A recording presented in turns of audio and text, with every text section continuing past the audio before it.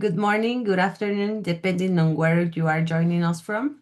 My name is Grecia Suarez, and I am the logistic coordinator at the UNAM Center for Mexican Studies in the United Kingdom. We are also joined by Dr. Antonio del Rio, director of the Center for Mexican Studies, UNAM UK, who will be supporting us in moderating the Q&A session. On behalf of SEM UNAM UK, it is a pleasure to welcome you in this session of our science for our Dialogue of Science seminar series, a space designated to foster conversation, exchange, and reflection across disciplines, borders, and perspectives. Through this series, we aim to connect scientific knowledge with broader societal questions, highlighting the work of researchers whose contributions help us better understand the challenges and opportunities of our time.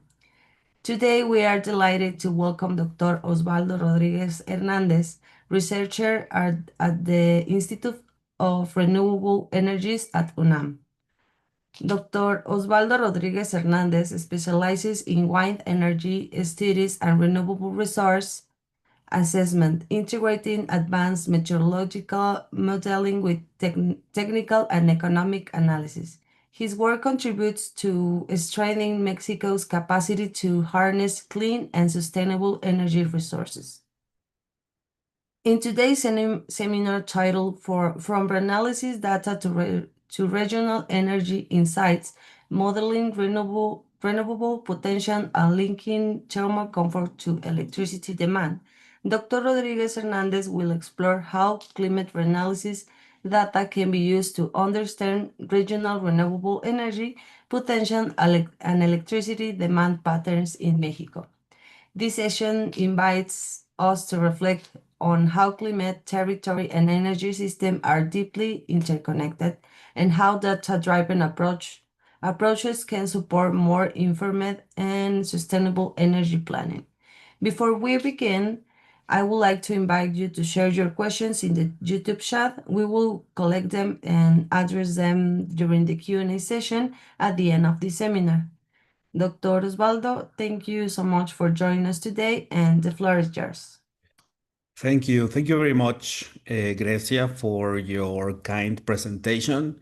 Also, thank you, Antonio, for having me here. For me, it's a pleasure to talk a little bit about my research line. So I will start sharing my screen. And I think everything is running fine. So thank you for your kind invitation and welcome everyone. If you are following this seminar online, please let us your questions. And what I will talk about today is a little bit about how meteorology can be or is, in fact, very critical a very critical area to promote energy transition. So let's start with this. So I just will take my first slide to introduce the Wind Energy Group at the Institute. So it's a small group that tackles issues regarding electricity integration, power electronics, data science, meteorology, and CFD simulations. It's a very versatile group. Also, the thing that I would like to point is that this is not an individual effort. This is the product of a collective work. So also I would like to thank everyone for working in this group and to promote this research. And then now I will talk about a little bit outline of why do we have to worry about climate change. So I also like to present this slide where we have a very critical time that we crossed a few years ago called the pandemic. In this pandemic, we have a critical or a very important role that play the scientific sector. It is a global issue that was solved also at global scale. The thing is that also climate change will be our next issue to solve, the next global problem. And also the science will have a critical role to solve these problems related. So the world already select how to solve this issue of global of climate change. We have to reduce our emissions. And the thing is that in the specific case, now we have selected two technologies to conduct this energy transition, to transit from fossil fuels now to a cleaner way to produce electricity. And these two technologies that the world has selected to promote this energy transition is solar PV system and the wind energy. Installed capacity has been growing along the years, and this also has been an important issue because the cost of the generation cost has also been reduced a long time. And now this plot, I think, has more information. We can find here, I hope that you can see my, here is a pencil.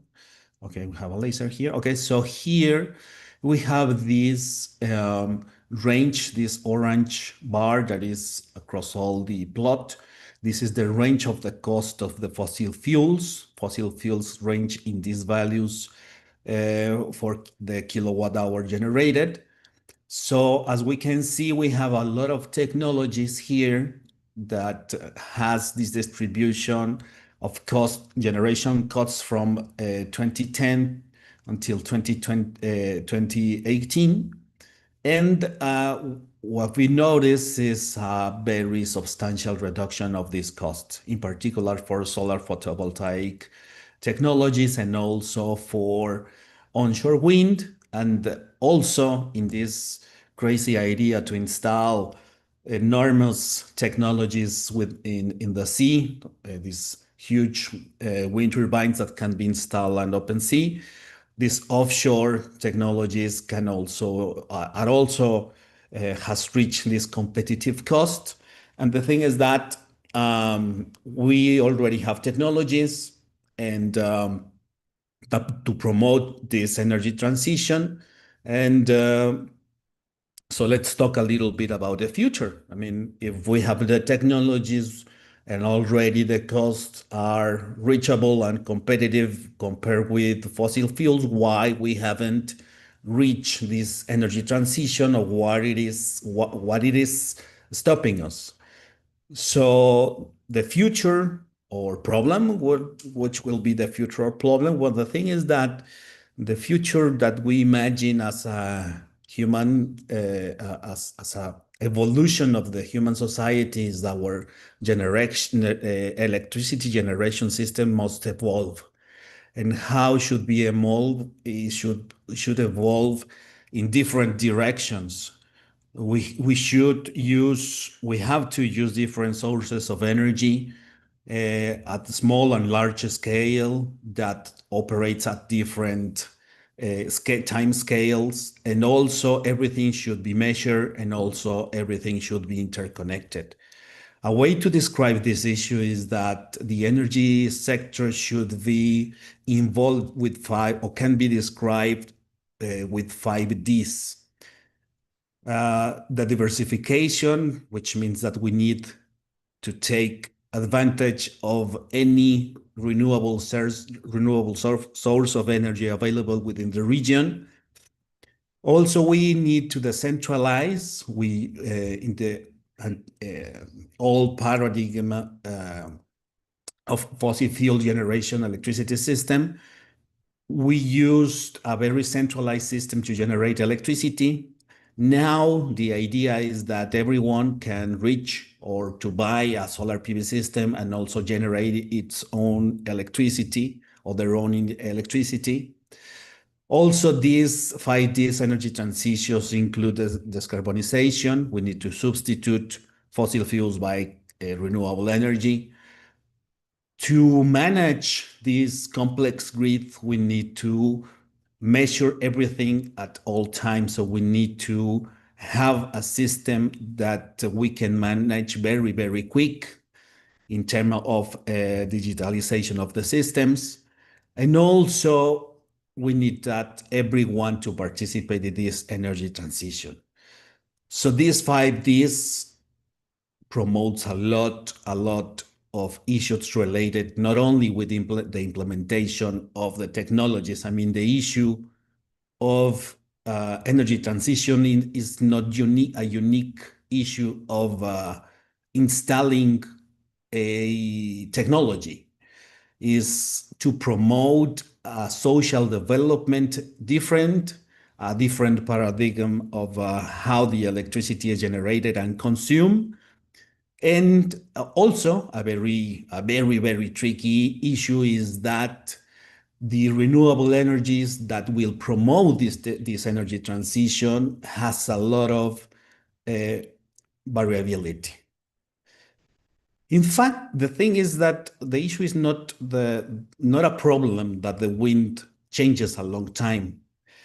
The issue is that everything changes a long time. And when I mean everything, I'm talking about the electricity demand. The demand that we need to satisfy with the renewable energies generation, or with this mix of electricity generation technologies, is that we need to match with the electricity demand. And so yes, wind speeds are variable, sun is variable. The technologies, typical technologies, fossil fuel based, must be variable and also controllable to match with this electricity demand. And this reaches a question, a huge question. The question is, how can we link these two fields that seems disconnected? The energy generation system or the weather generation system with the electricity that we need. So if is this possible? Is this any relation between these weather variables? I mean, there is a relation, a very obvious relation. When there is sun, we will have solar PV generation. We won't have solar PV generation in the night. That's also really obvious. But what about the wind? These wind and solar conditions changes a long time, and also in regions. And also the electricity demand change a long time and within regions. So it is not an easy task. So the discussion that we will have today is how can we use reanalysis data or this weather modeling to tackle these issues and to provide some answers to construct this renewable energy future, this to promote, to accelerate this energy transition. By example, I would like to take the electricity demand in the UK. We have two plots here. The upper plot is the temperature. So we can notice that we have some regions that has a colder regions or along the year. I mean, we have plotted here 1, 2, 3, 4, 5 years. And as we know, we have these seasons, and during winter, we have a lot of cold, so we need to turn on our heaters. And then we need extra energy. And also when it is summer, we need also an extra energy to cool our houses. This is how the temperature has a critical influence or a very realistic influence over the electricity demand and also in the gas demand. So how can we correlate these two variables? Well, here is another example. This is the electricity demand versus the temperature mean in Spain. So what we have here is a very typical shape, V-shape, that is observed in almost all Europe and also in the US, where we have an increment of the electricity demand when we have an increment of the temperature, this for cooling our houses. And also we have there is some time of the moment here, the green dots are related to the spring, and autumn, the yellow dots, that has these very comfortable temperatures during the year, which are correlated with a lower electricity demand along the year.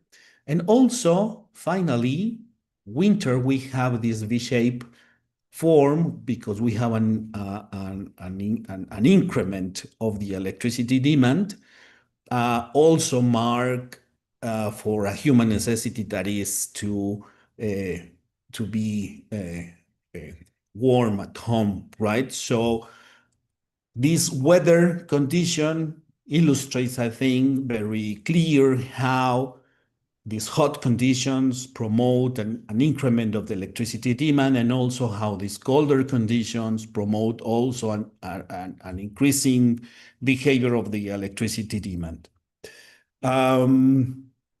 So what we will discuss. So the thing is that we are in a scenario where when we have climate change, so the thing is that, or what we are expecting it as, is that we will have higher temperatures. And this, as the plot says, that we will need more electricity to reach our comfort in our places. So this is fine. I think that it is not entirely fine. And I would like to show you how can we use meteorological modeling, in particular reanalysis data, to tackle some of these issues, and how can we solve, how we propose some solutions in a Mexican perspective, I mean, in the Mexican territory. So what is reanalysis data? Reanalysis data is a very, very, very powerful tool. Is the product of observations and assimilation of meteorological modeling with observed data that it has origins from different sources. This experimental data and this modelation, it's combined with experimental data, and the result is under a process called data assimilation. That is not an easy. We could take a lot of time only to explain what is data assimilation. This is not the objective of this talk. Is our goal is more to discuss how we can get some answers using this information. And we have a timestamp. The two most popular reanalysis that are available is MERA 2 and ERA 5. I think this is the year that will be released ERA 6. I think that will occur this year. These two products are developed by the NASA in the case of MERA 2, and for ERA 5 is developed by the SEMWF. We have data availability from 1979, a grid resolution of 30 kilometers in the specific case of the SMWF, ERA 5. And in particular, we have analyzed wind speed, by example, are modeled at 10 and 100 meters. And we can get any variable. And when I say any variable, is any variable that is related with meteorology. And these variables that we use are the typical variables to model renewable energy, renewable sources of energy, solar radiation, temperature, wind speeds. And we can have a very large domain when we could have information. And also these products has very popular in the field of energy recently. What we are looking here, it's a tropical storm that is occurring in the Gulf of Mexico. We can see how it creates a huge flow of wind in the Tehuantepec Isthmus. And this phenomena can be captured by the reanalysis data, so we can extract from this model wind speed time series and also to estimate energy or power production. What can we model? Well, we can model wind turbines. We can model any renewable energy source with the representative variables to model the technologies that we need. Also, we have this huge grid in the Mexican territory, and we can compare different regions. And also we can understand this variability along the year and also along the days.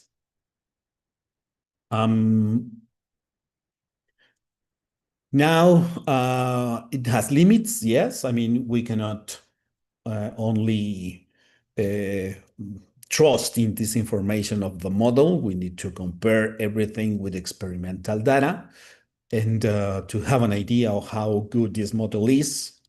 So, of course, it has some limits. In particular, we have found, and there's also very well documented within the literature, that it has some limitations. In particular, wind simulations reaches their limits when we talk in very complex orographic systems as we have in Mexico, right? What can we study? Well, we have studied the capacity factors of the wind power offshore in the Gulf of Mexico. We have identified some specific points with huge capacity factor. Just it is important to remember that a capacity factor is this indicator, this index that describes the technology, how long the technology is operating in near the, I mean, how this technology is operating in its nominal in its nominal power. If you have a capacity factor of 25%, the 25% of the time will be operating in its nominal power. So, considering this idea, we will have this color bar that we have here in this plot is that we need to look at the regions with higher capacity factors. So as we may notice, in the region in front of the peninsula of Yucatan, we have these huge capacity factors above the 50%. So I mean, almost the half of the time that technology will be operating at its nominal power. We have tested here or assessed here a wind turbine of 10 megawatts. So it's a lot of energy that can be produced. So we also, I mean, this is Diego's work. He also identifies some technical restrictions as depth, as the distance of the shore. Also, if we have some natural regions protected, natural protected zones highlighted in yellow. And I mean, we have some specific locations that we have a portuary development in front of the Yucatan Peninsula or Campeche that can be used to install wind turbines offshore. Also, there is one point located in front of the coast of Tamaulipas, near Matamoros, that also can be used as a region for wind energy generation. We can identify the seasons. So we also estimated here, Diego estimated here, how these capacitor factors change a long time. And we have stronger capacity factors here on winter, and it reaches the minimum in the summer. So yes, it is a very variable generation, but we can use these tools to understand the levels of energy production that can be extracted or generated during seasons, that also can be helpful to identify or define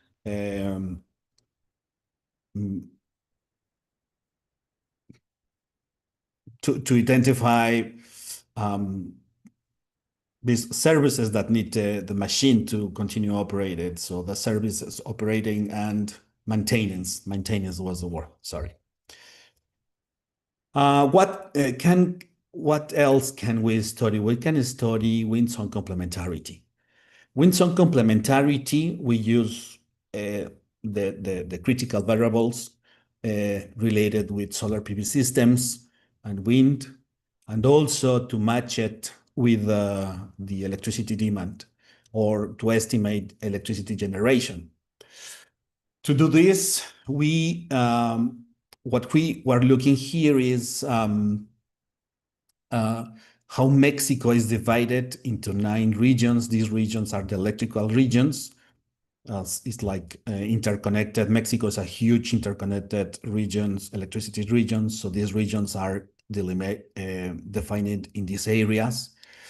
And what we decide to study is how the resources can be related or is available within Mexico. So to do this, what we study here is how reliable ERA 5 is related to the experimental data. And what we found is that in the left side, we saw that the solar PV systems we compared this with experimental data. And what we saw is that the solar PV has lower errors. The root mean square error indicator was estimated here. And we found these errors around the 2.4, 3.3. This is the largest errors that we identify. So it's very homogeneous. The resource in Mexico has some similar errors. The smaller errors that we identify here was at the Yucatan Peninsula. But it's not the same case for the wind speed. So for the wind speed, we found that some regions has these larger errors that can be associated with topographic conditions and this interaction with the sea and the land. So it's very, very complex to model, and also it is there is information in the case of the specifically for the wind. I think that the good news is that the regions that concentrate a lot of installed capacity in Mexico are well represented in the specific case of the Tehuantepec Isthmus and the Tamaulipas state. To identify these two renewable sources are complementarity, we use this idea that we have two signals. One, it is related to the solar PV system, and the other one is to the wind turbines or the wind generation. And for every point in the domain, we estimate a correlation. It is Pearson, I don't remember if it is Pearson. Okay, well, a correlation index. And the idea is that if these two renewables sources of energy are complementary, they will grow up at the same time, and we will have this. We will find we will observe a relation like this. If these are complementarity, when one grows, the other decreases. So we will have this complementarity. With this behavior, we will have synergy defined. And having this idea, we estimate and compare with experimental data. And yes, we could identify this behavior, this complementary behavior within the experimental data. And then we decide that we can extrapolate, to implement this calculus to the whole Mexican territory. So we estimate the Spearman correlation coefficient, and the blue points or the blue regions indicates that we have synergy. The red regions indicate that we have complementarity. And a very, very interesting point was observed in the peninsula of Yucatan. As we may notice here, we have complementarity between these two renewable sources all the year. So the next thing that we did was to propose a very specific solution for the Yucatan Peninsula. Using these results, what we did was to propose wind power offshore region, a wind power offshore facility and also a solar PV system facility. We define some in these regions that we identify that they have some complementarity. We look for some regions near the electric system of the region. And also we will connect this with the electricity demand. And here we will start talking about how the electricity behaves, because we already know that the sun and the wind changes a long time, but also the electricity demand changes a long time. This electricity demand is reported by CENACE. It is public available. You can download this information. And this is a very clean time series. Originally, the time resolution of this time series is 1 hour. So it is, we can see this variability within a not that clean time series.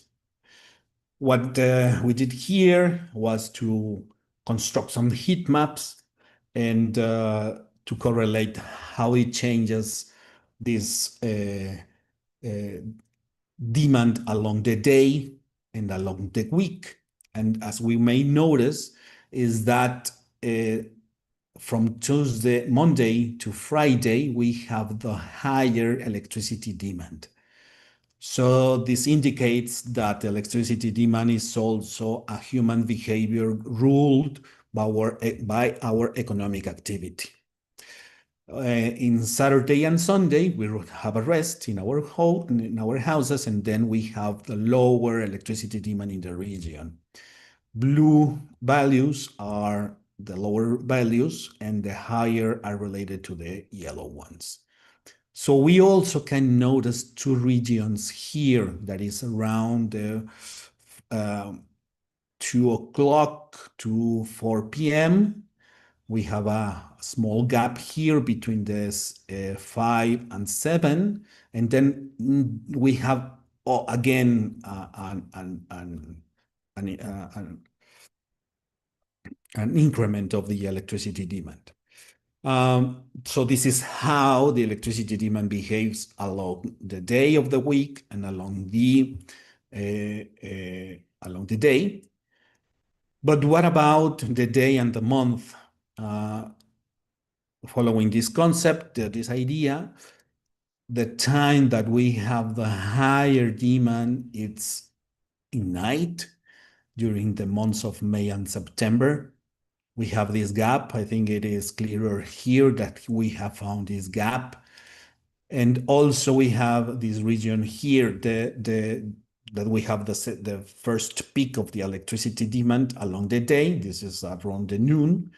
And this one is around 19 hours when we arrive at our homes. So the hypothesis here is that when we wake up, we start demanding energy. We go to our homes or to our works to consume energy to make our economic activities. Then we return to our places, so everything goes off. And then we turn on our air conditioners again at home. And this is an idea that we thought when we saw this plot. And the next part of the talk will be to discuss if we can relate this behavior that we don't know nothing about to a phenomenon that is social phenomenon, as I described, that is originated by cooling conditions. So as we now understand which are the critical times for the electricity demand along the day and along the week, we study how behaves the solar PV system and the wind PV systems, and proposed some specific some specific installed capacities to satisfy the 50% of the electricity demand and the 80%. The numbers, I'm sorry because this slide is in Spanish, the number of wind turbines installed will be 154 with a nominal power of 10 megawatts. And also is like putting or installing 1.5 million houses with 1 kilowatt install. So with this, just to give a little fact, is that if we have the population of the Yucatan Peninsula, Quintana Roo, and Campeche, which are the states that form this electric region, we have 1,200,000 houses. So it's like putting or installing 1 kilowatt PV system in the house. So with this combination, we can reach the 80%, and it will look like this. At some points along the year that we have here is mean, we estimated some too easy to visualize easier the variability of these variables. We estimate means per month. I mean, we have the typical day of January, February, March, April, and so on. We estimated these two variables, or the three variables, and we have these typical days. And at some point, yes, we can satisfy a lot of renewable energy, but also at some point we will have the opportunity to storage some systems, some energy for the next day. So the information, although we have at some regions are not very well represented the wind speed. I mean, in general, we have underestimation. The importance is that we have the dynamics, and the dynamics is what we are looking here. What difference we will have between reanalysis data and if we compare it with the experimental data. I mean, what we will have is some underestimation in the specific case for the wind turbines, but I mean, the solution will be to install a couple of more wind turbines to reach these levels of generation. So now that we can understand the dynamics, the next step is to try to describe what happens with the temperature and the electricity demand, because that we are doing through this powerful tool that is Reanalysis data is to understand the dynamics. And that's what we are doing. We are simulating solar PV system, we are simulating wind turbines, and also we are analyzing the electricity demand. And as we have some evidence that has some relation with the comfort index. So the next step is to understand, to propose a model that describes the comfort, the thermal comfort in Mexico. So also Reanalysis data, ERA5 in particular, has this universal thermal comfort index that it is related in the outside, of course. So it is related with, it defines these levels and can be classified in extreme heat, very strong heats, that it is an indicator that not only it is described by the temperature, but also some weather variables that are important to describe thermal comfort. So we have these levels, and that we use is try to understand how this electricity demand behaves in the different regions of Mexico, and also if we can associate this data to the electricity demand analyzed. So we use the same information from these different regions in Mexico. This is the electricity demand per region at the different regions. I have a very tricky plot here because I would like to point out that the central region in Mexico is very stable along the years. And at some regions, we have a lot of variability. And I will show this a little bit in the following slides. How these regions contribute? Well, the higher electricity demand occurs in the central region, is Mexico City. The OCC is where Guadalajara is. Also, the Northeast is where Monterrey, and also, and so on. So this is the contribution to the national electricity systems. And how we model the electricity demand in a city. What we did is, because we need a time series to compare with electricity demand, is to select within the electric region the most populated city.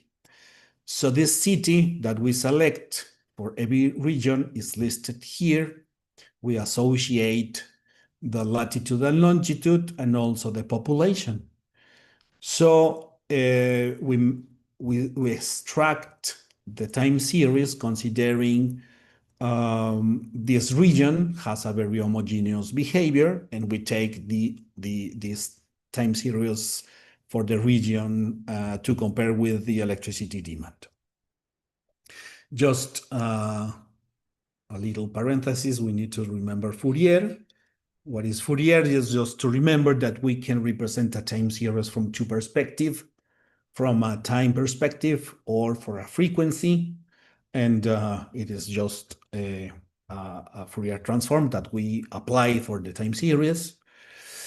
This is how the electricity national demand behaves. We have a very noisy signal, but with a very strong seasonal behavior. And if we estimate or visualize from the Fourier's perspective, we can identify these periods. So the main periods that contribute for this signal is the annual period, the 7-day, and the 24-hour. So this matches perfectly with the behavior that we observe in the Yucatan Peninsula. We have these critical times defined by our human behavior, that it is the 24 hours because we wake up all the days and go to work, the 7-day because we rest Saturday and Sundays, and also the yearly behavior because we have different temperature behavior along these seasons, and that's the thing that we would like to observe if there is any issues related with the meteorology that can explain these frequencies behavior. When we compare them, here we have the electricity demand from the Fourier's perspective, and we have the same frequency. We have the same frequency for the demand and for the thermal comfort index. So yes, we can explain from the UTC index how the electricity demand will behave, with the exception of the 7-day, because the 7-day is a human phenomenon, because it's our economic calendar. We rest Saturdays and Sundays, and which is why we don't, but the sun and the weather variables, they don't have this rest. So we don't see this manifestation here. Let me see. At some regions, we have found this 7-day behavior more highlighted. In the specific case of the central region, I hope that you can see the Mexican Republic, and here we have the region that we are analyzing. This is the central region. We have this, in the specific case of the electricity demand, we have this 7 days behavior that is a very social manifestation of the electricity generation, but not in the UTC. I mean, the UTC can influence some frequencies, but not all of them. Also, we have found here that the central region also doesn't have a really marked annual frequency. Okay, so we will see in a few minutes, in a few slides, we will see this behavior. And this is the Oriental region. So as we may notice, yes, the OTC index can be a good, or is a good representation of how the electricity demand will behave.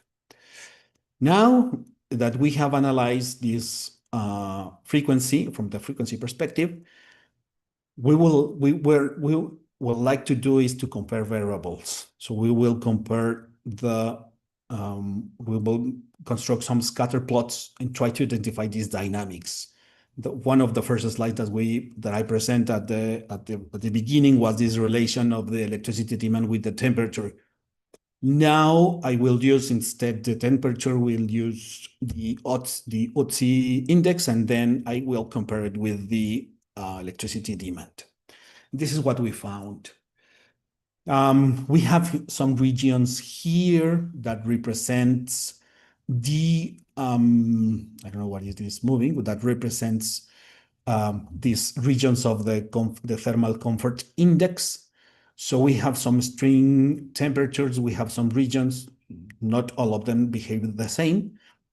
At some regions, when we reach, we have a very homogeneous UTC, we don't have too much changes in the energy demand.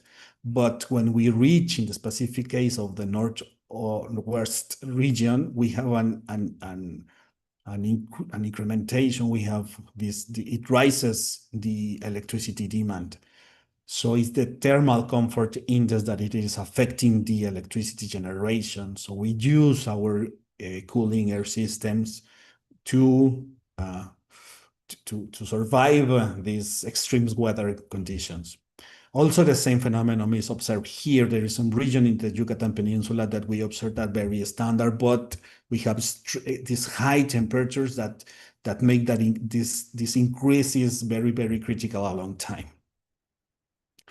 In the specific case of the central region, is very, along the time, the UTC is very homogeneous. What we are looking here, I'm sorry, I didn't say this.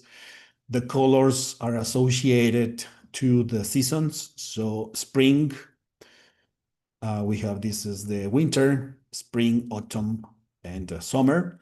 And we can see how these dynamics occurs. And also that I would like to say is that these points that are marked here is how the time series moves. So this is one day, the mean day. We take the average days of the seasons. So we move from the 0 hours until the midday, and then again this is the noon, and we reach again the night. How we generalize this behavior like this?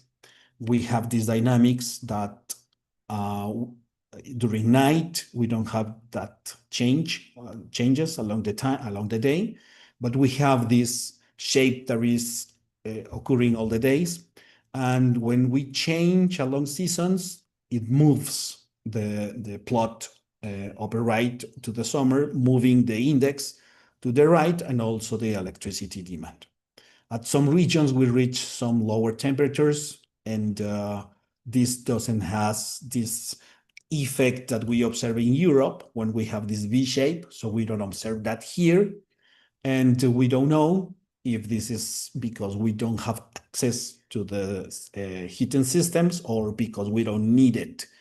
So it is also a very social phenomenon that we are exploring right now. So yes, the electricity demand is a strong phenomenon that it influences how we consume our electricity. And this is how finally, how geographically these UTC index behave.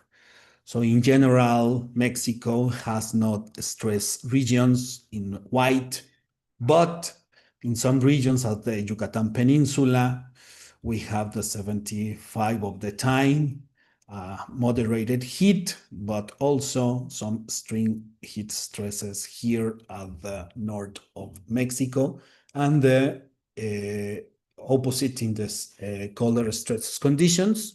We observe it here at the north region of the country.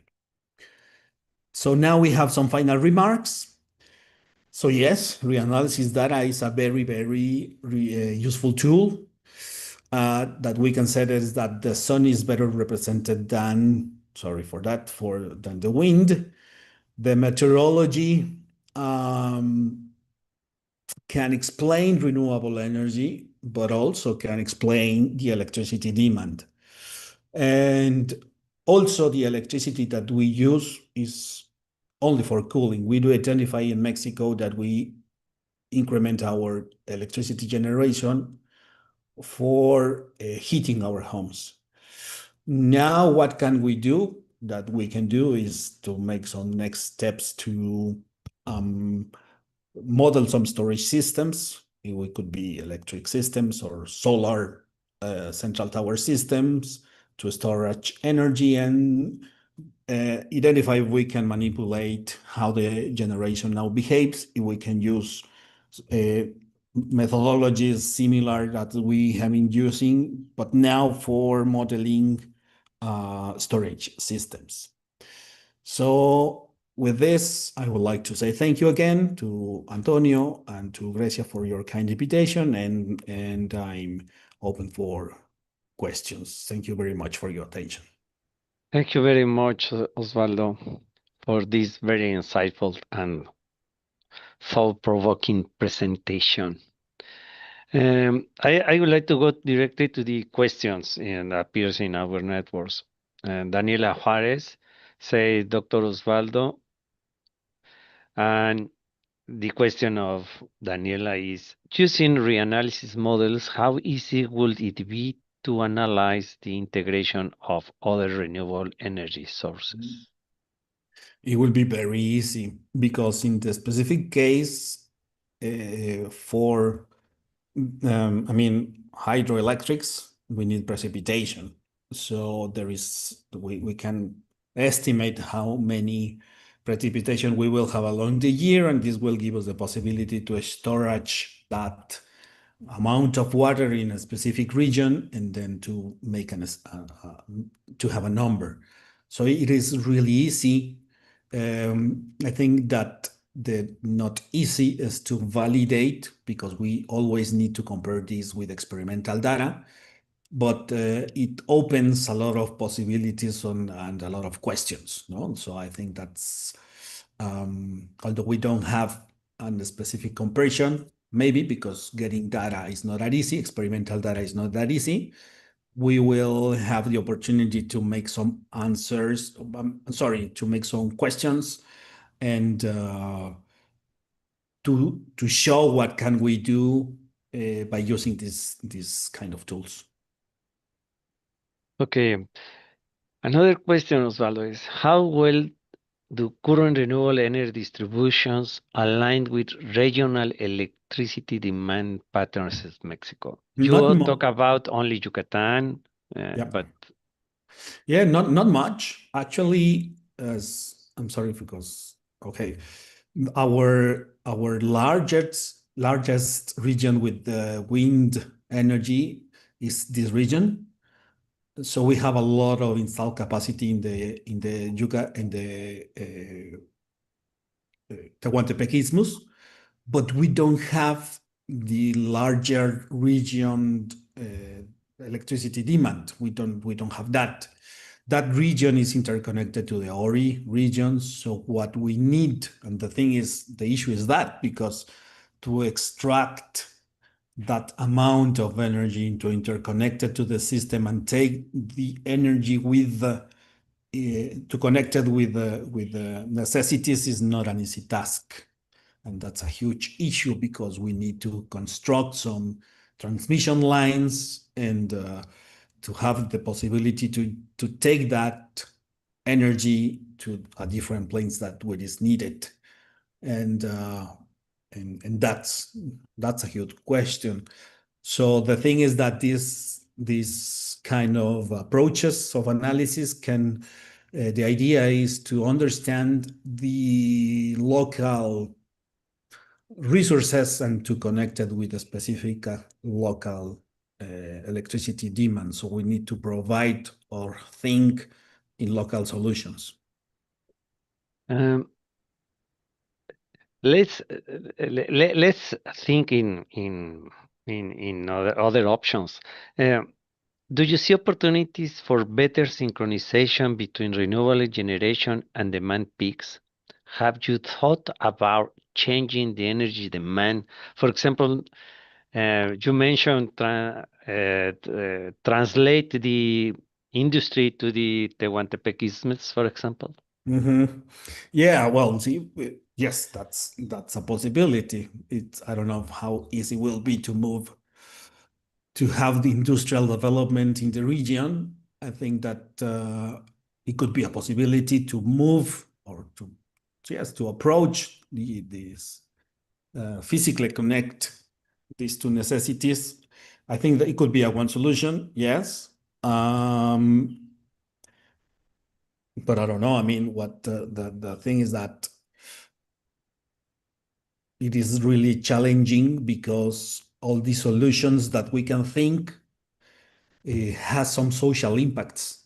Yeah. And that's, I think, discussing a little bit about the title is that the social, I don't want to say barriers. I mean, this how to integrate the social perspective into this decision. I think that's the key. We need to integrate that perspective and to build some solutions. And the thing is that these methodologies can build that solutions. Okay, thank you. And Jadi asks, what can be a better option to represent wind correctly? Okay, what we can do is to correct the data. What we have done is to use experimental data and we compare it with the reanalysis data and then we correct it. That's the easy part. I mean, this is a statistical method because it has the dynamic, but not the magnitude. So we correct the magnitude. There is a technique. We have tested several techniques of bias correction, and the one that it worked for us, and we have discussed a lot about that, is the quantile, the percentile bias correction method, and that's one way to calibrate the data. Let's put it in that way. The other way will be to run again the model with more information, but that's very, very complex. Okay, well, we need to work on that. Yep. Okay, and Altamar asks, what data do we need to perform this analysis in city or block regions? What data do we need? We need radiation, in the specific case for the solar PV systems. We need wind speed to heights. We need also wind speed for the solar PV system modeling. Sorry for that, here. And we need wind speed, temperature, solar radiation. I think that's for the solar PV system. And for the wind speed, we only need the UV component. That's what we could download from the ERA 5. We estimate the wind speed, and we have to interpolate the data to hub height, that because the data that we download is at 10 and 100 meters and not always matches with the hub height of the wind turbine. So we need to make some adjustments there. Okay, thank you. And Osvaldo, I am convinced that if we want to attend to most of the population, we focus on big cities. Yeah. However, if we pay attention in small cities, we can implement complementary strategies and send in easy way and send a clear message to the population that small cities are important. Yeah. And they should not migrate to large cities. Yeah. I mean, we use this large city methodology because it was the data that we have available. But the thing is that we can model anything. Well, when I say anything, I mean we can use municipality, And if we have the demand of the specific municipality, we can run again these methodologies and propose a specific mix for specific conditions. So the possibility that opens this is that we can provide custom solutions, because Mexico is very diverse, not only cultural or gastronomical, but also in orographic conditions and weather conditions, as we can see. It's not the same having a summer in the Yucatan Peninsula than in Mexico City. So this diversity, I think, that should be used in favor to construct different solutions. And yes, we can construct different solutions for specific necessities. Okay, necessities and capacities. I agree completely with you. Thank you very much, Osvaldo. And the time is running. And well, thank you again for sharing your work with us. And I would like to thank to who joined us in this session in Ciencia en Diálogo.